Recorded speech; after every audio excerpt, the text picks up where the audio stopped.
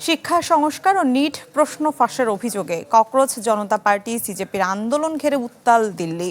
গতকাল সংসদ অভিমুখে যাত্রাকে কেন্দ্র করে পুলিশের সাথে সংঘর্ষে কর্মসূচি পেয়েছে নতুন মাত্রা। আজকেও আইনশৃঙ্খলা বাহিনীর সাথে হয়েছে ব্যাপক ধাওয়া পাল্টা ধাওয়া। এদিকে হাসপাতালের থেকেই অনশন চালিয়ে যাওয়ার ঘোষণা দিয়েছেন ভারতের প্রখ্যাত প্রকৌশলী ও বিজ্ঞানী সোনম ওয়াংচুক। এদিকে আন্দোলনে একাত্মতা প্রকাশ করে প্রধানমন্ত্রী নরেন্দ্র মোদীর বাসভবন অভিমুখে পদযাত্রা করছে কংগ্রেস।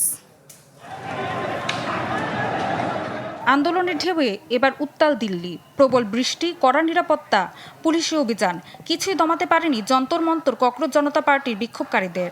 হাতে ব্যানার, মুখে ক্ষমতাসীন বিজেপির বিরুদ্ধে স্লোগান। লাঠিচার্জ, টিয়ার গ্যাস ও জলকামান ব্যবহার করেও দমানো যাচ্ছে না আন্দোলনকারীদের। কোথাও কোথাও বিক্ষোভকারীদের একটি অংশকে পাথর ছুঁড়তেও দেখা যায়। সংঘর্ষে আহত হন বহু শিক্ষার্থী, নারী ও পুলিশ সদস্য।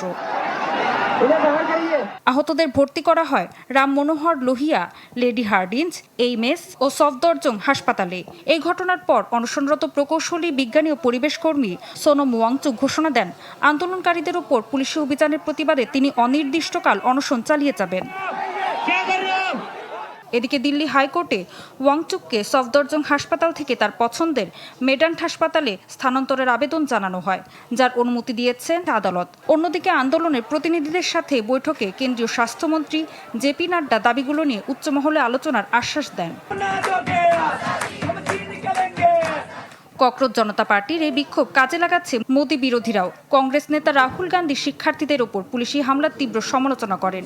যদিও দিল্লি পুলিশের দাবি, নিষেধাজ্ঞা অমান্য করে বিক্ষোভকারীদের একাংশ সহিংস আচরণ করে সরকারি সম্পত্তির প্রচুর ক্ষয়ক্ষতি করেছে। তাদের দাবি, বিক্ষোভ দমাতে যেয়ে 118 জন পুলিশ সদস্য আহত হয়েছেন।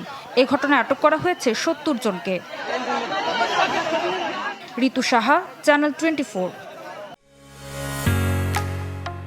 ঢালাইয়ের সেরা প্রিমিয়ার সিমেন্ট।